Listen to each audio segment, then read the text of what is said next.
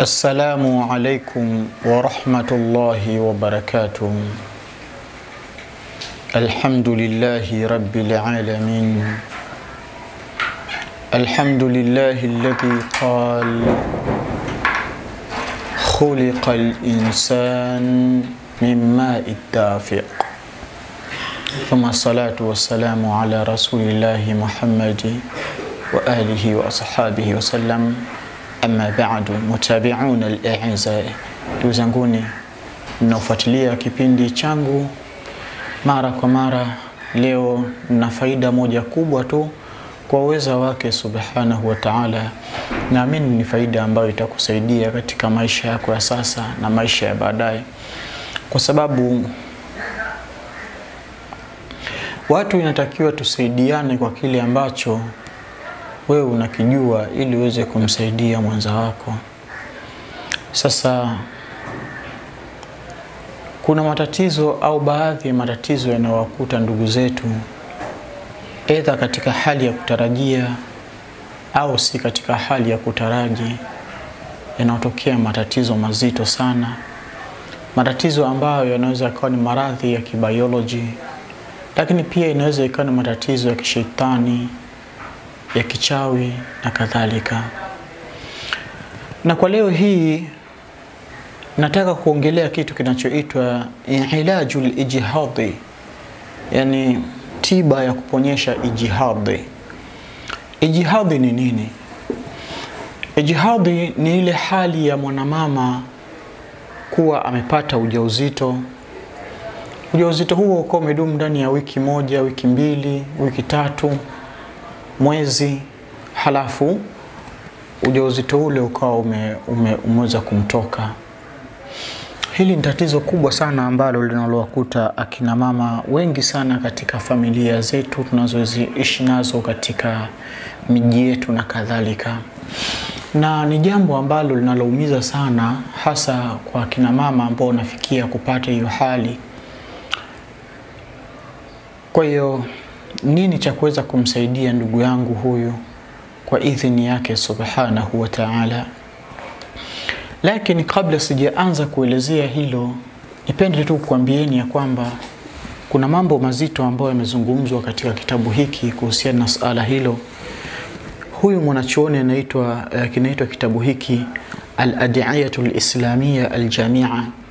Huyu ameeleza namna gani ya kuweza kujitatulia matatizo hayo ya kuporomosha ujauzito au ujauzito kutoka kabla ya kuweza kufikia hali inayotakiwa ya mwanadamu kuweza kukamilisha ukamilifu wa ujauzito wake. Kwa hiyo kaeleza kwa mapana na marefu, na mimi biidhnillahi tabaraka wa taala leo hii nitamnukuu mwanachuoni huyu kuona namna gani tunaweza kwenda kujinusuru tatizo letu hili la kutokwa na mimba au kuharibika kwa mimba. Mwanachuoni anaanza kusema ilaj al-ijhad, tiba ya kuporomosha ujauzito. Kwanza akaanza na taarifi, yani kuleta utambulisho walau hata kwa uchache. Ijihadi ni nini au kuporomosha ni vipi? Anasema يعني عدم الاكتمال الحمل ونزول الجنين في الثلث الأولى من الحمل. Ijihadi maana yake ni kukosa kukamilika kwa mimba katika tumbo la mwanamama na hatimaye mimba ile ikaweza kushuka. Anasema wanuzuli janini, na kuweza kushuka yule janini, yule kichanga kidogo kabisa kile kingaliki katika hali ya uteketeke, fi thuluth al-ula min al-hamli, katika thuluthi tu ya kwanza ya mimba ya mwanamama. Anasema daktari huyu, anasema wa ilmiya ya'rifna al-ijtihad bi annahu suqut al-hamli wa fuqdanihi qabla mururi 3 usbu'i min al-hamli. Wana wazuoni wameeleza ya kwamba kiilmu zaidi kwamba jambo hili linatambulika la kuporomosha mimba kwamba ni jambo la kudondoka au kuanguka kwa mimba na kukosa utimilifu walau hata wa kuzidi zaidi ya wiki 3 tokea mtu alipoweza kutunga mimba yake. Kwa ndani ya wiki ya kwanza, wiki ya pili, wiki ya 3 ni wiki ambazo hizi mara nyingi sana kina mama wengi uharibu jauzito zao. Anasema Daktari Latafi Said, daktari huyu Latafi Said anasema istashara an-nisaa wal-wilad yushiru ila anna al-jihad yakunu mutakarrara fi hali huduthihi 3 marat mutataliya. Jambo hili mara nyingi mwanachuoni anasema ameelezea kuhusiana na wanawake, wazazi na vizazi vyenyewe vinavyozaliwa, kwamba ni jambo ambalo linaashiria kwa kina mama wengi kwenda kupatwa na ijihadi, yani ile kuporomosha mimba au kutoka kwa ujauzito na kichanga kikaweza kudondoka. Ni majambo ambayo yanakuwa yanajikaririsha mara kwa mara na kutokea mara kwa mara katika theluthi ya kwanza, yani au ndani ya miezi 3 ya kwanza ya mwanamama kuwa katika hali ya ujauzito. Mara nyingi sana akina mama wengi katika hali ya namna hiyo wanajikuta wanapata matatizo hayo. Kwa hiyo wanasema wa hunaka wahidu aslu 100 min an-nisa'i hawamil yahduthu lahunna jihadu maratan wahidan tulati hayatihinna al-injabiyya.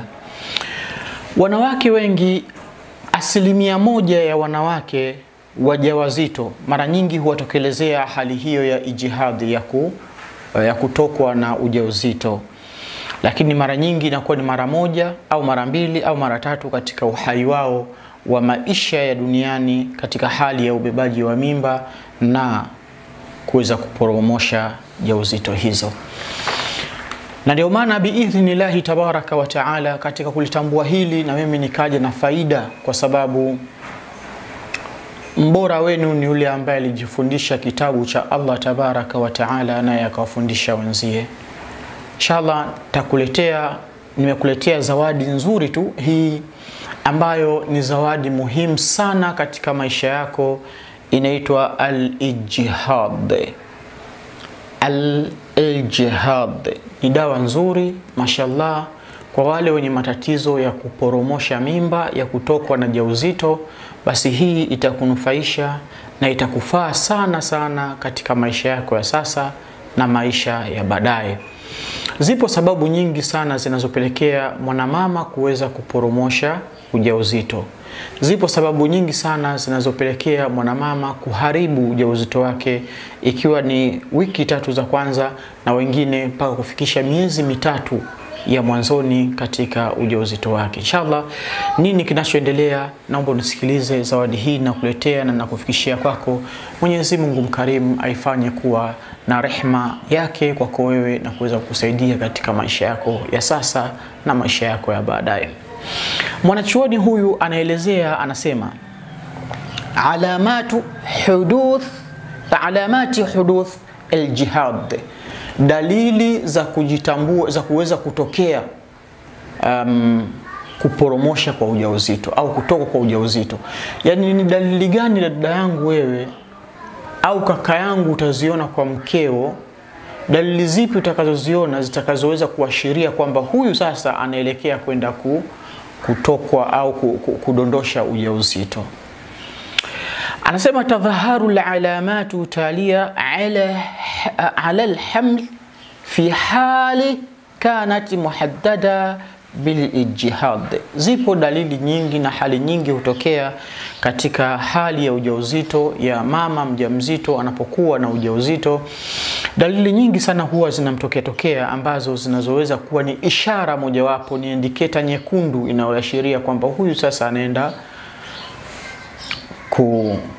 kutokwa na ile riziki yake. Ama mwanachuoni akasema taqallusati rahmi, ni kupata maumivu makali sana ya kizazi. Wakati unapokuwa mjamzito, mwanamama anakuwa anapata maumivu makali na mazito sana wakati wa ujauzito wake. Hii ni tatizo kubwa sana ambalo linaweza likampelekea mwanamama huyu kuweza kudondosha au kuporomosha au kuharibu ujauzito wake. Lakini pia raghabatu fil qai'i, Dalili nyingine ni kupenda kutapika mara kwa mara. Hii watu wanazuoni wamesema kwamba ni moja ya dalili inayopelekea mwanamama kujijua ya kwamba sasa anaelekea kwenda kuharibu ujauzito. Ingawa hata katika hali ya kawaida ya nje ya kuharibu ujauzito, katika hali tu ya mwanamama wa kawaida, hali ya kutapika yenyewe ipo. Lakini miongoni mwa dalili ambazo zinazoonyesha kwamba ni indicator nyekundu ya kuweza kuja kuharibu ujauzito, nayo kutapika imeelezwa kitaalamu. Lakini pia dalili nyingine, nuzul al-mahbal, nazifu al-mahbali, kupata nazifu ya mahbal. Yani mwanamama anakuwa katika ujauzito, lakini wakati huo anaingia katika mzunguko wake wa mwezi.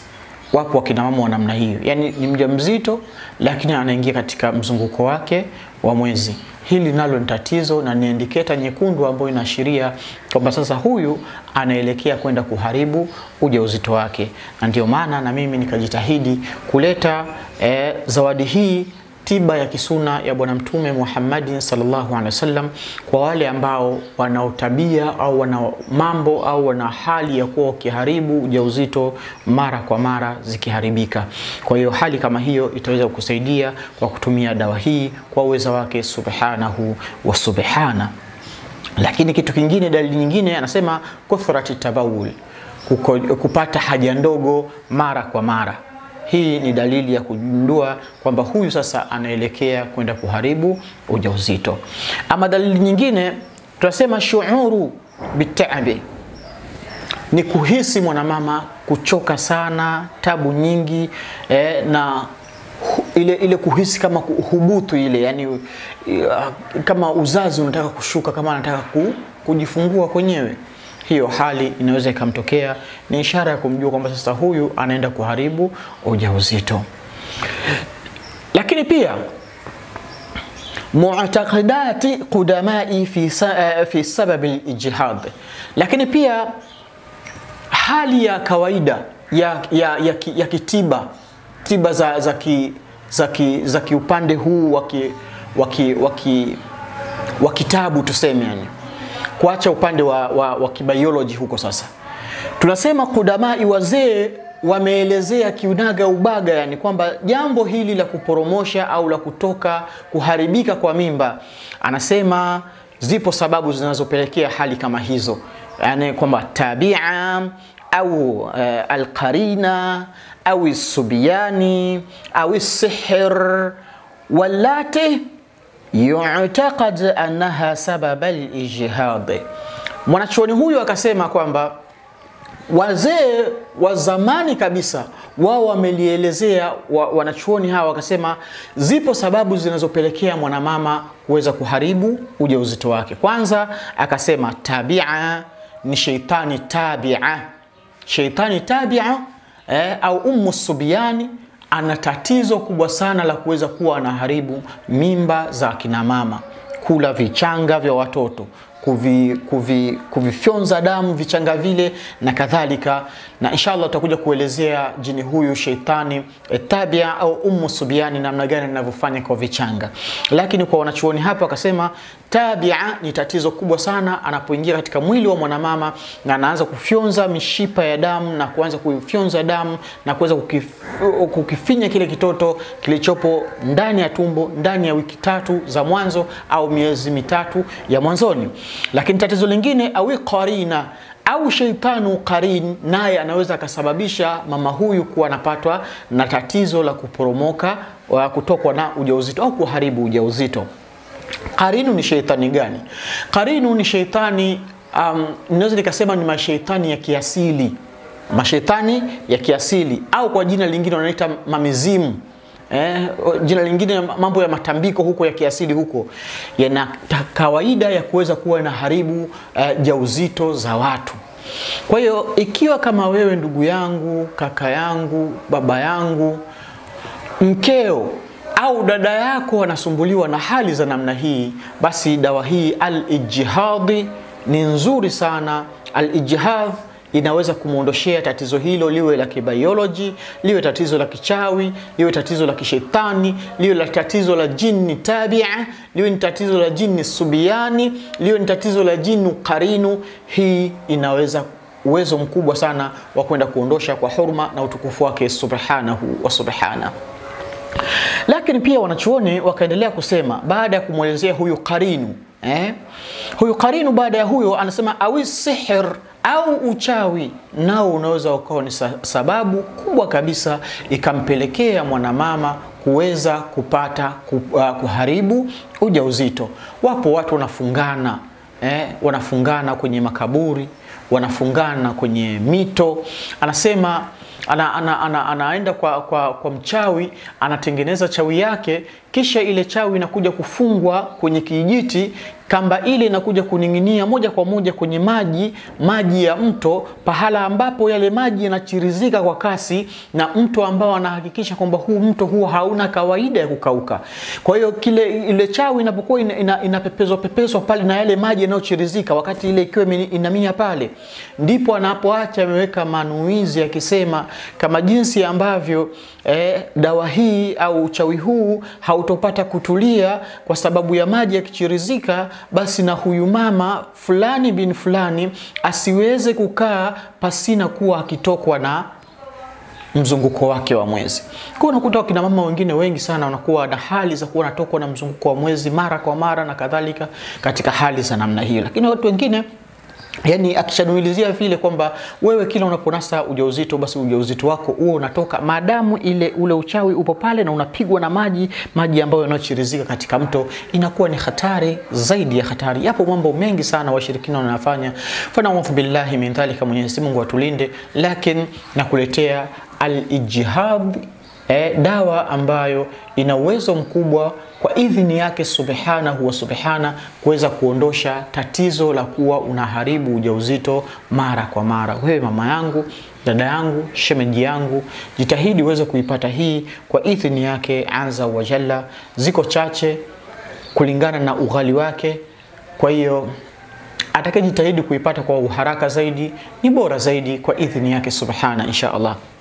Lakini pia mwanachuoni pia akaendelea kusema baada ya kusema uchawi, lakini pia akasema na zipo sababu nyingine nyingi sana za kiuchawi, za majini qarin, za majini subiani, majini tabia, wanaweza kufanya al-ijtihad kwa mwanamama ikawa ndio maisha yake mazima, yani kuwa na promosha tu, yeye akawa anapata ujauzito, lakini inakuwa kwake sio riziki, muda wote anakuwa anaharibu.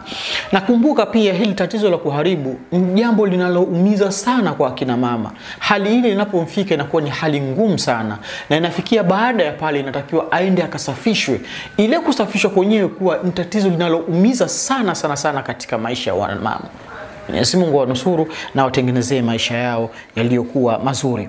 Lakini pia zipo sababu zingine ambazo zinazopelekea mama kuharibu ujauzito, ambazo zenyewe sababu tu za kawaida, kama jinsi mwanachuoni anavyosema.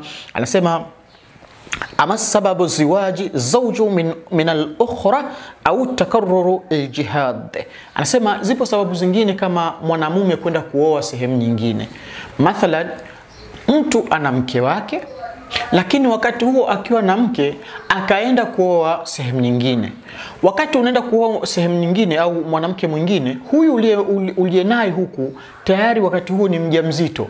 Yale mawazo, ile fikra, ile mshtuko wa kusema kwamba mume ameenda kuoa sehemu nyingine, akajikuta ujauzito umeharibika. Zipo sababu zingine kama hizo katika hali za namna kama hiyo. Kwa hiyo kwa idhini yake subhanahu wa subhana, inshallah jitahidi uweze kuipata al-ijtihad ili iweze kutengeneza kizazi chako kuwa imara, kizazi chako kiweze kuepukana na uchawi, kizazi chako kiweze kuepukana na udhaifu wa aina mbalimbali. Ikiwa kama kuna hormones zimepungua, basi hormones zikae sawa. Ikiwa kama kuna zile alwarmun, vimbe katika kizazi, basi al-jihad itaweza kwenda kuondoshea hali hiyo. Ikiwa kama kuna biiru bacteria, ikiwa kama kuna ile inasema bakteria waliopo katika kizazi, basi uweze kuondoshwa kwa idhni yake subhanahu wa ta'ala, na mama akae vizuri. Ama kilichotumika katika dawa hii al-ijtihad, na mimi napenda nikufikishie kwa ilmu mashallah, kama jinsi bwana mtume Muhammad sallallahu alaihi wasallam alivyotufundisha yaliyoko katika dawa hii. Tunasema cha kwanza, kuna kitu kinachoitwa sidr, lakini kitu kingine kinachoitwa ar-rumanu, kitu kingine kinachoitwa za'arurul aswad, ama kitu kingine kilichopo humu kuna qamhu, lakini pia kingine kilichopo katika cha tano kuna khurub, ama kuna kitu kingine kinaitwa nabatu maka, kuna nabatu maka, ama kitu kingine cha saba kinaitwa nabatu rijlul asad. Ama kitu kingine kilichotumika humu ndani ya dawa hii, kuna kitu kinachoitwa atamru. Ama kitu cha nane kinachopatikana katika dawa yetu humu, kuna kitu kinachoitwa kafu Maryam, ambapo wanazuoni wameeleza kwa undani kabisa kwamba mathalan kafu Maryam anasema mina nabatati al-ashabiyyati al-qadima allati wasafa lil-ilaj au wasifat lil-ilaj al-ijhad, kwamba wanazuoni wa zama za kale wameeleza kwamba kafu Maryam ina uwezo mkubwa sana wa kuweza kuondosha hali ya ijihad, hali ya kuporomosha ujauzito. Lakini pia kuna tamru anasema wa huwa min ashhari mutawassitati min alhamli au ay fi thuluthi thani min alhimli, kwamba tamru au tende yani nazo zimesagwa kwa pamoja na hizi dawa, unga wake kwa pamoja viko humu, kwamba ina uwezo mkubwa sana katika kuilinda mimba ya mwanamama isiweze kuporomoka kuanzia theluthi ya kwanza, theluthi ya pili ya mimba, theluthi ya tatu ya ujauzito. Lakini pia humu ndani kuna kitu kingine kilichosifiwa, nabatu rijlul asad, mmea unaitwa rijlu al-asad uko humu ndani. Wenyewe wasifu wake nao unasema huwa al-ilajul qudamai lil-ijhad. Hii rijlul asad ilikuwa ikitumika sana na watu kudamai wa mwanzoni zama za kale, wakitumia kumlinda mama asiweze kuporomosha ujauzito au asiweze kuharibu ujauzito.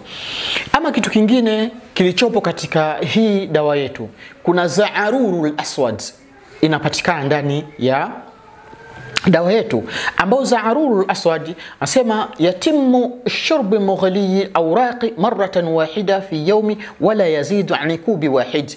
Wanachuoni wameeleza kwamba itumiwe kwa kunywa za'aruri, na ndio maana utakuta dawa hii special yake inatakiwa utumie kwa kunywa, tumie kwa kunywa, na hali hiyo ya kuporomosha ujauzito itakuondoka kwa idhini yake subhanahu wa ta'ala.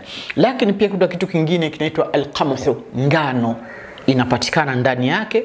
Lakini pia kitu kingine kinachopatikana kinaitwa al-khurub. Khurub inapatikana, shajaratul khurub. Hii khurub ina asili nzito sana, kwa sababu hii khurub ina kazi ya kuweza kuondosha uchawi, kubatilisha mashetani na hata maradhi ya kibiology. Hii khurube ina historia, inshallah nitakuja kuelezeeni khurube yenyewe kama yenyewe tu namna gani inavyotumika. Khurub ni mmea ambao uliotumika na Mtume Suleimani alayhi salam, shajaratul khurube. Wakati wa bwana Mtume Suleimani alayhi salam, fimbo yake aliyokuwa akitumia unaitwa al-khurub, fimbo ya Mtume Suleimani alayhi salam. Na ndiyo mmea ambao Mwenyezi Mungu Subhanahu wa Ta'ala alimfahamisha Suleimani kwamba ukifikia wakati wako wa mauti wako upata mmea fulani, na utakuwa na ishara na dalili fulani, na inshallah ipo siku utakuja kuzielezea. Sasa katika mchanganyo huu unapatikana mmea unaitwa al-khurub. Lakini pia ndani yake kuna kitu kinachoitwa ar-rumani, komamanga.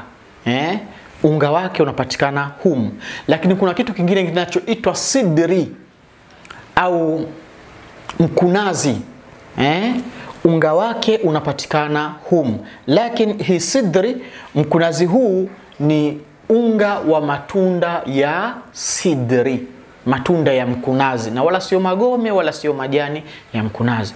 Utayapata humu. Kwa mchanganyo wake unaenda kufanya kitu kikubwa zaidi kwa hurma na utukufu wake subhanahu wa ta'ala. Inshallah mimi nikwambie kwamba baada ya kuwa umeshaipata dawa yako hii, au hizo dawa niweza kuelezea, ukasema unaenda kuzitafuta uzitengeneze wewe mwenyewe, fasha'anuka, khiari yako.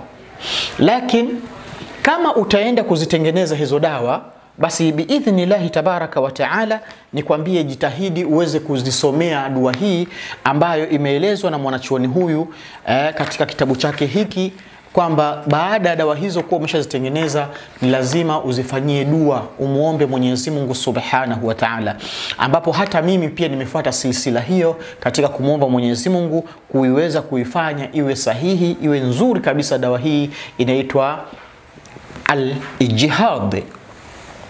Mwanachuoni huyu amesema ili uweze kukamilisha kutia nguvu katika dawa hizi kwa kumuomba Mwenyezi Mungu Subhanahu wa Subhana, basi anasema ufate utaratibu ufuatao. Anasema al-ad'iyati jamia li shifai biidhnillahi tabaraka wa taala. Zipo dua maalum ambazo unatakiwa uziombee. Hizo dua umuombe Mwenyezi Mungu Subhanahu wa Taala ili dawa yako kama hii niliyoitengeneza iwe na nguvu ya Mwenyezi Mungu muumba wa mbingu na ardhi. Mwanachuoni akasema taqra'u hadhihi al-ayati wal-ad'iyati wal-asma'i al-husna thalatha aw sab'a aw 100 aw ma tayassara lil-marid wa ahla ma'a al-wudu'i wal-yaqin wa sidqi fi talab ash-shifa'i bi'idhnillahi subhanahu wa ta'ala. Mwanachuoni anasema inatakiwa usomee dawa yako ambao kama mimi tayari nimeshaifanyia qiraa ruqya maalum, usomee aya maalum nazo nitakuja kukwambia, na dua maalum ambao nao nitakuja kukwambia, ambao na mimi nilifanyia hivyo, na majina yake Mwenyezi Mungu Subhanahu wa Ta'ala nayo uyasomee katika dawa ambayo utaenda kuitayarisha, kama jinsi mimi nilivyotayarisha hii na nikaweza kufanyia kisomo hicho kwa idhini yake Subhanahu wa Subhana. Utafanya mara 7, mara 100 au kwa kiwango ambacho mgonjwa kinachomwezekania. Lakini pia kabla ya hivyo inatakiwa uwe na udhu, lakini pia usali rakaa 2. Rakaa 2 iwe ni qada'ul haja, iwe ni kwa ajili ya kukidhi haja, litalabi shifai, kwa ajili ya kutafuta ponyo ya Allah Subhanahu wa Ta'ala. ومع صلاة ركعتي قضاء الحاجة بنية الشفاء والعافية. lakini usali rakaa 2 hizo kwa nia ya haja na kupata shifa na afya yake Subhanahu wa Ta'ala. Utaratibu huo ufuate. Mwanachuoni huyu anatueleza katika kitabu chake hiki kinachoitwa al-ad'iyat al-islamiyya al-jami'a, katika ukurasa huu wa ukurasa wa 430 ameeleza katika hali za namna hiyo. Ndugu zanguni, mwanachuoni huyu anaanza kusema aya zenyewe unazotakiwa uzisemee katika dawa yako kumuomba Mwenyezi Mungu atie nguvu. Anasema al-ayatul qur'aniyya, aya za Qur'ani ambazo unatakiwa uzisemee katika dawa yako ambayo utakayoweza kwenda kuiandaa. La ukishindwa, basi hii hapa iko tayari kwa ajili ya kwenda kufanya matumizi, kwa sababu yenyewe imeandaliwa kitaalamu, lakini pia imefanywa kisomo maalum kwa ajili ya mama mjamzito, kwa ajili ya mama ambaye anayeporomosha ujauzito wake, kwa ajili ya uchawi, kwa ajili ya maradhi ya kibiology, kwa ajili ya maradhi ya kishetani, kwa ajili ya maradhi sijui masubiani, sijui vifungo vya aina mbalimbali. Ama aya ambazo zilizosomewa katika dawa yetu hii, ambazo na wewe kama utaenda kutengeneza kwa dawa nilizokuelekeza, kasomee aya hizi. Allah anasema baada a'udhu billahi minash shaitani rrajim, wa ufawidhu amri ila Allah inna Allaha basirun bil ibad. Hii ni aya inayopatikana katika suratu Ghafir aya ya 44. Na kumbuka unavyozisoma aya hizi, soma kama jinsi ninavyokuelekeza. Kama nimeikata kipande, basi ianzie pale pale kwenye ile kipande chake ndio uendelee mpaka nilipoishia. Fuata utaratibu huo. Lakini pia aya nyingine ni suratul Isra'i aya ya 82. Allah anasema وننزل من القرآن ما هو شفاء ورحمة للمؤمنين. Ama aya ya 3 utakayosoma ni suratul Isra'i, inayopatikana katika aya ya 110 suratul Isra. Aya Allah anasema qul id'u Allah aw id'u ar-rarid. Dua zinazonasibiana na maradhi hayo ya kuweza kuporomosha ujauzito. Mwanachuoni huyu anasema kwamba utaomba dua hii, ambao na mimi tayari nimeshaiombea dawa yetu hii kumuomba Allah tabaraka wa taala. Inasema Allahumma ya shafil amrad, Allahumma ya shafiyal amrad, afini fi badani, Allahumma inni as'aluka ya man la takhfa alayka khafiyya, la takhfa alayka khafiyatun fil ardi wala fis samaa, ya man la ilaha illa anta mufarriju kulli مكروب حاجة منتهى كل رغبة دافع كل بلية عالم كل خفية أن تشفيني بفضلك وكرمك. Maneno haya utasemea katika dawa ambayo utakaweza kuiandaa, lakini mimi tayari nimeshaiandaa dawa yangu, na hii kwa ajili yako wewe uende ukatumie moja kwa moja kwa matumizi ya kuweza kuondosha tatizo la kuwa unaporomosha ujauzito. Ama majina ya Mwenyezi Mungu tabaraka wa taala tunasema bismillahi shafi, bismillahil qadir, bismillahis salam. Majina hayo ya Mwenyezi Mungu ni dua mujarabu kwa ajili ya kuondosha tatizo hilo. Ikhwani, ndugu zangu, mimi nipende kuishia hapo kwa zawadi yangu hii ambayo iliyokuwa ni bora kabisa kwa wale ambao watakaojaliwa waweze kuipata al-ijhadhi. Wewe ambaye upo katika ndoa, una mwaka wa kwanza hujapata kuzaa, una mwaka wa pili sasa hujapata kuzaa, una mwaka wa 3 hujapata kuzaa, una mwaka wa 4 mpaka wa 5 mpaka wa 6 hujapata kuzaa, al-ijhadhi hii hapa itaenda kufikishia mambo mazuri. Ndani yake ni mimea ambayo Allah ameielezea, anasema baada a'udhu billahi minash shaitanir rajim falyanzuril insan ila ta'amihi, kwamba afanye utafiti mwanadamu chakula chake anachokila. Lakini pia ni mimea ambayo imeelezwa kisheria, pia haina shirki ndani yake.